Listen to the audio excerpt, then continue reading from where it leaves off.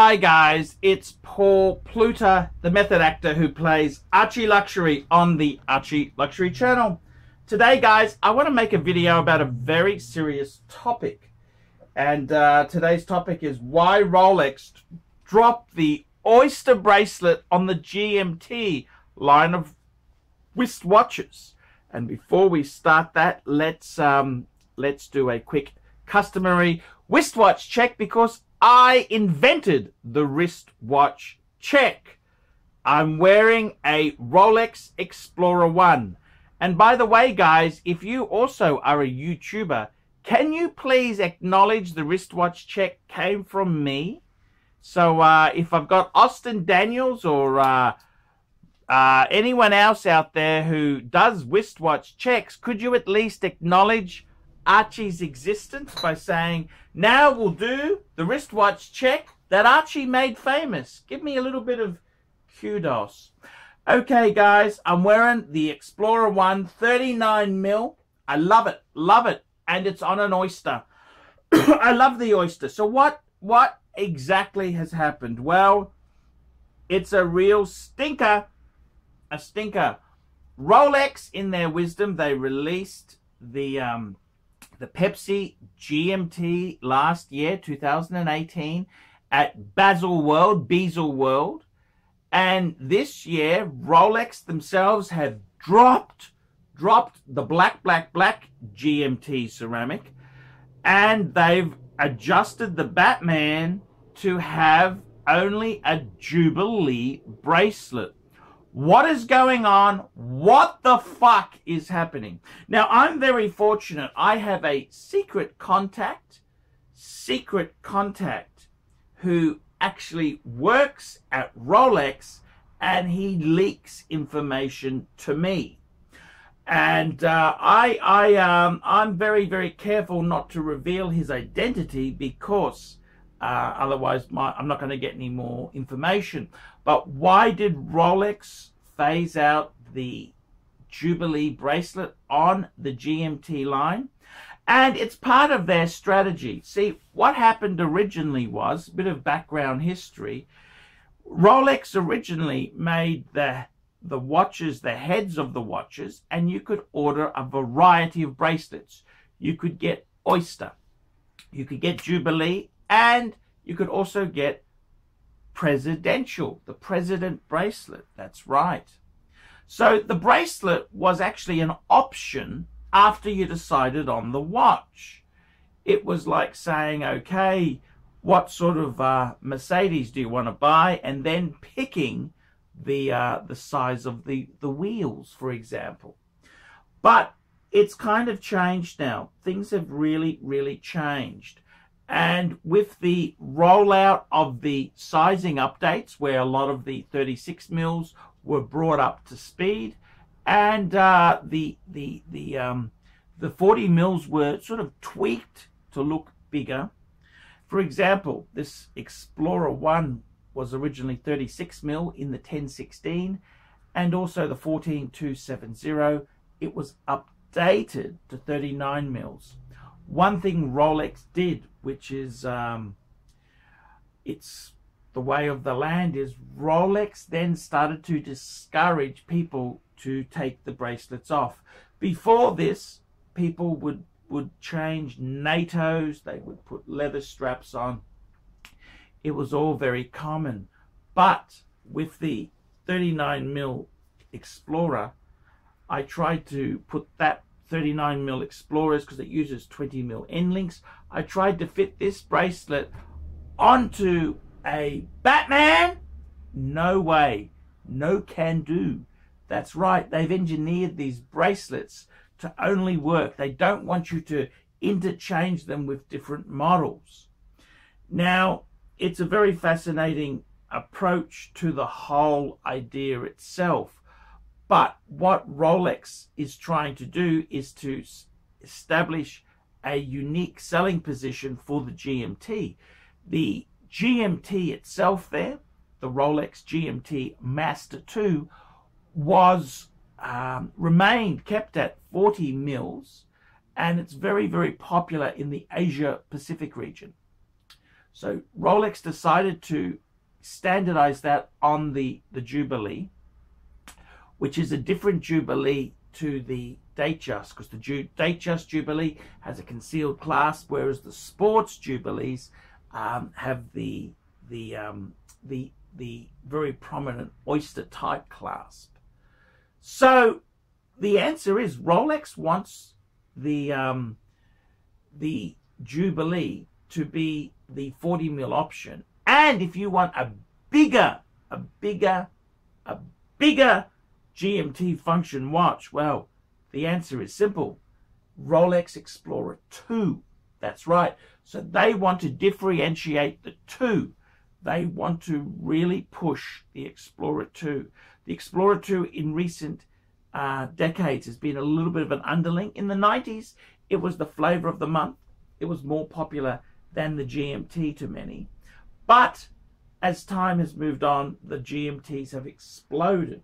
So Rolex, in their wisdom, decided to push the Explorer 2 to 42 mils, which is quite a nice size, because that is the size for overweight Americans and Europeans. That is correct. So they wanted to push the Jubilee to the Asian market and push the Oyster in the 42 mil line. Interestingly enough, with the Rolex Submariner, Rolex has said they want to keep it at 40 mil with the Oyster bracelet. The irony is that with the Black Bay, that's the Tudor offering, they've actually gone to 41.5 mils. And they've also made the height considerably more beefier than the Rolex Submariner offering. So why have they done this? Well, they really want the Explorer 2 to blossom. This is the reason. Internal Rolex information to me coming through secret sources is that Rolex really wants the GMT to flourish in Asia. So they've given it a sort of softer appeal with the Jubilee. They've also made the Oyster bracelet GMT option the Explorer 2. So that's really the hit and fast of the deal there. One thing that I was told by my secret source was that Rolex next year at Bezel World is considering a steel no-date offering on a rubber strap. That's right. Rolex themselves does realize that for many people, the aim of buying a Rolex has become an out-of-reach option. So Rolex wants to address that by bringing out the rubber Oyster Flex bracelet for a steel no-date sports watch. Watch this space is the best advice I give you, but next year's Bezel World offering possibly has an example of this in steel. Rolex is currently testing this marketplace with the new Yachtmaster, which is a white gold offering with the Oyster Flex option, well, the Oyster Flex bracelet, because there is no option. That's the way you get it, Charlie. So the future, what does it hold? What is more likely to happen? Well, we're going to stay at 40 mil for the Submariner. We are going to remain, the bigger option being the Sea Dweller. The Sea Dweller, which is now available in two-tone. Rolex sees the Submariner as being the ideal Asian option, whilst the Sea Dweller at 43 mils is perfect for the American and European markets. Hence the reason the Sea Dweller is now available in two-tone. The future for Rolex is going to be amazing. It is really going to be amazing. Rolex themselves there, they are really seeing the GMT as a more effeminate option. And I would like to tell you now the name for the Rolex Batman.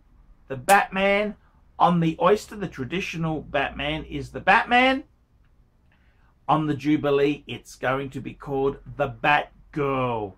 Already inside Rolex, people refer to it as the Bat Girl. Rolex never acknowledges or denies these nicknames for their watches, but this is the honest truth. They wanted the Explorer 2 to succeed, and they felt the best way for this to happen was to have a model of GMT function watch, which is for the American market and one for the Asian market. Why did they choose the GMT for Asia and the Explorer 2 for the American market? And now this is strictly confidential. I'll get into big trouble for telling you this, but let me tell you this.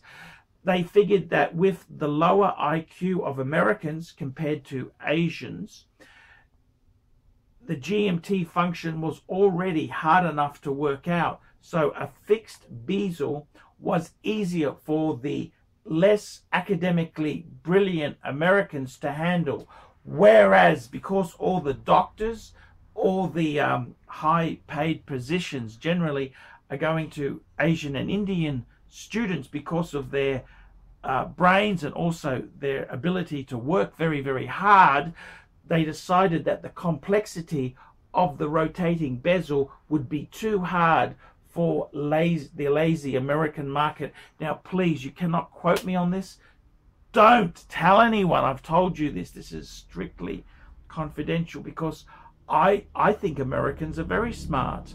I love Americans, and I got to say, I doubt this may have been said tongue in cheek. My secret source is very, he sends me some of the things I think are a little bit jokey at times, but hey, the secret source gives me information and I'm happy to run with it. So guys, that's the reason the GMT was no longer available on the Oyster bracelet.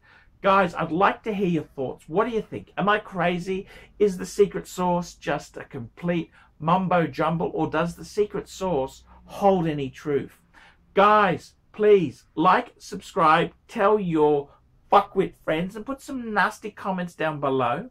And don't forget, guys, if you're from Rolex, this is non-existent. Secret source, please. I'm not going to name his name, and I'm going to add a few false facts so you can't work out who it is.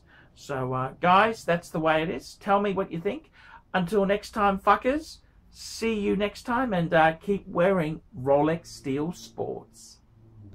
Hi guys, Paul Pluta, the method actor who plays Archibald Chesterfield III. Guys, I want to tell you this is so important. Guys, I depend on my Patreon supporters. Just this week, I used my Patreon funds to get myself a fantastic, lightweight, gimbal travel camera. And I just want to say thank you. This was made possible because of my Patreons. The Patreons, they made this purchase possible.